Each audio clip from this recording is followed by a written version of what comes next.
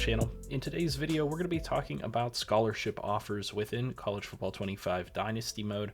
Specifically, we're going to be talking about my methodology for why I offer scholarships as early as I do, and why I think you guys should as well. We're back in our Akron save. You might have seen this in previous videos, but this is a save where we're challenging ourselves to recruit 3 stars only. So there's some caveats to what you guys are going to see on the screen behind me today, but it is a great example. It serves to show some great player examples with recruiting that we'll be able to use to kind of describe what I'm talking about with scholarship offers. The first and most important thing for you guys to understand whenever we are talking about scholarship offers and my methodology is that I offer scholarships within preseason week before you can ever actually invest recruiting points into players. In my opinion, that is the most cost-effective way and the most beneficial way to your recruiting to actually utilize scholarships for players.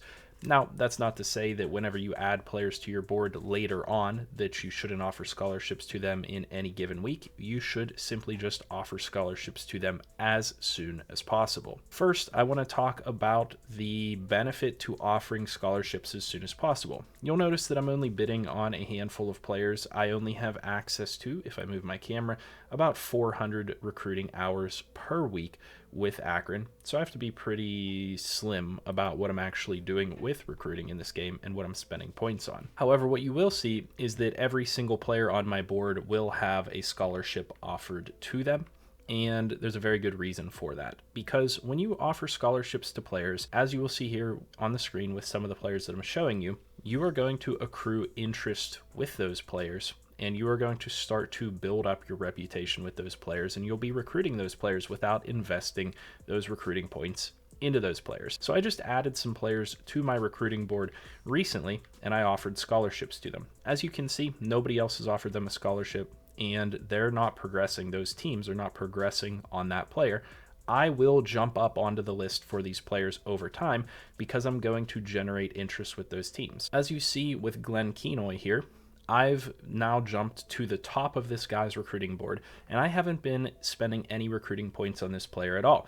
I simply offered this guy a scholarship in preseason week, and now we're all the way along into week 9, I think it was, where I have the top influence with that player. I'm one of only 2 schools that have offered them a scholarship, and you can see that that other team has also offered them a scholarship and has been generating interest, and we are jumping above other teams. For certain players, this will work more quickly.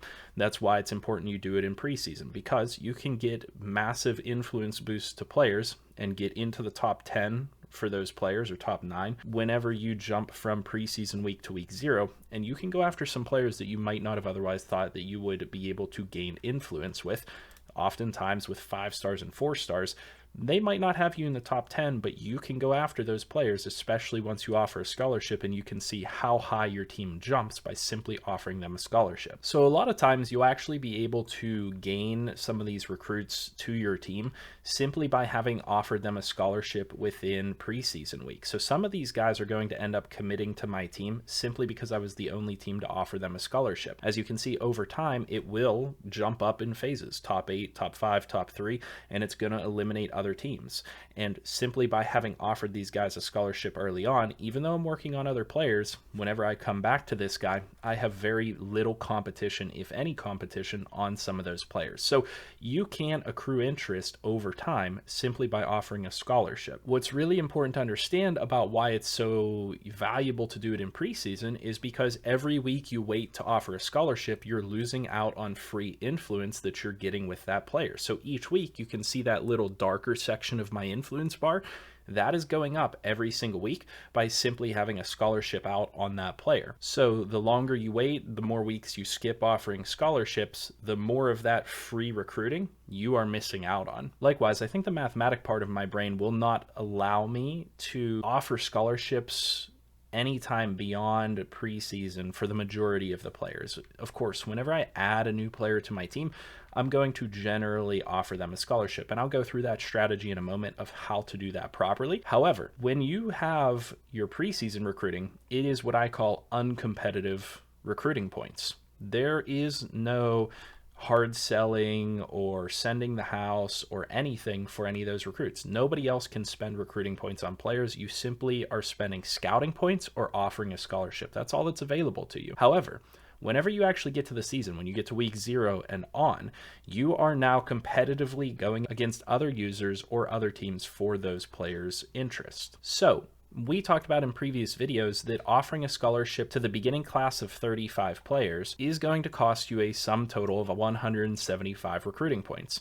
Well, if you think about that, 175 recruiting points in any given week within your recruiting base is going to be upwards of 3 players. That's 3.5 players worth of recruiting if we're talking about 50 points each as a base. So at any given point, whenever you offer scholarships to 35 different players, if you are filling up your board as you should be, you are going to be missing out on 3.5, if not more, players worth of recruiting influence. So like I said, you want to offer those scholarships when it is uncompetitive and essentially free to you, and not whenever you are sacrificing competitive recruiting points. In preseason week, all you're sacrificing is some scouting. And yes, that is competitive in a way, but scouting at the end of the day is not the end all be all. You can build really good teams by never scouting a single player within recruiting. And to be honest with you, unless you're a top end team, scouting for you is not going to be all that important. You will be able to utilize scouting effectively for a couple of positions here and there,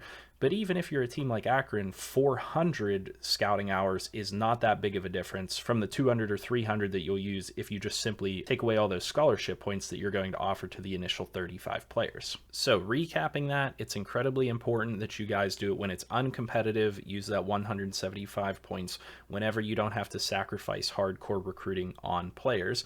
And it's really important to generate that free interest on players or influence on players as soon as possible and as many times as possible. So waiting to offer scholarships is going to take away from that. Now, we talked a little bit about recruiting players later on into the cycle and offering scholarships very often. Even as late as you guys can see here, week 9 in a dynasty, you can add players that have no interest from other teams. So how do I go about doing that in a strategic manner? Well, generally speaking, at the point where you decide to add some more players to your board and offer them scholarships, you're going to have a massive lead on a couple of players. Generally, every single player you recruit is not going to be hyper competitive, and you'll be able to sacrifice some points on players that are not hyper competitive. As an example, I have a lead on a couple of these players.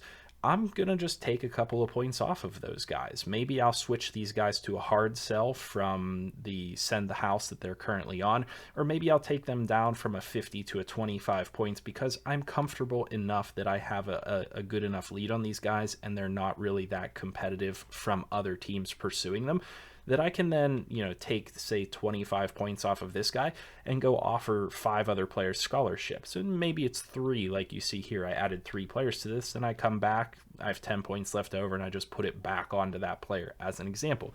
There's a really easy way there to be strategic about it and offering those scholarships to new players to your board as soon as you possibly can. And like I said, everything I'm talking about here is pretty perfectly represented with Glenn Kenoy here, who I've simply offered a scholarship to, and I'm just gaining actually pretty substantial amounts of influence with that player by simply having that scholarship on that guy. And it's really, really valuable to have that scholarship on those players, because when other teams do start to give them calls and knock on their door and gain influence with them, you, by that point, have had some commitments from the players that you really wanted to focus on. Some of these players will start to commit. As you can see, I had a bunch of other players already commit to the team.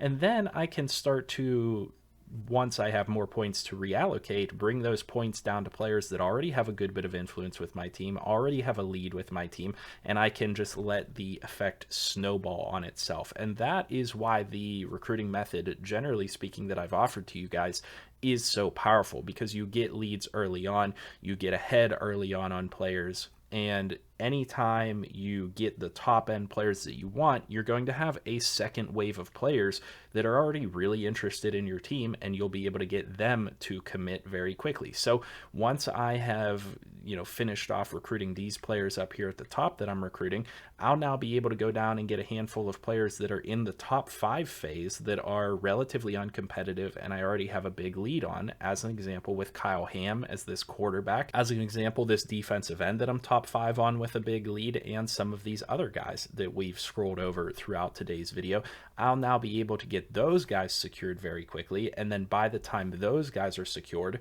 these players that aren't top 5 will be top 5, and I'll have a big lead on them with low competition from other teams, and it just snowballs. And that's how you super easily fill out a recruiting class, by simply getting ahead by offering scholarships at the right time as early as possible, and by strategically kind of moving those points around. Like I said, offering those scholarships when it is not competitive recruiting points is going to be absolutely key. But that's really everything you need to know about my strategy and what I recommend as far as when you should offer scholarships. I know I've heard other people say different things down in the comment section, but please let me know in the comments in today's video what you guys do with scholarships, and if there is an exact reason as to why you do it differently, why you wait to a certain point to offer scholarships, or anything else like that. I would be curious to hear your justifications if you do it differently down in the comment section below, or if you do the same thing and you've been using this strategy that I've been telling you guys. Let me know that down in the comment section below as well. Again, please leave that feedback down below, leave a like, leave a comment, and subscribe if you have not already. As always, I'll see you in the next video, and I hope you have a good one.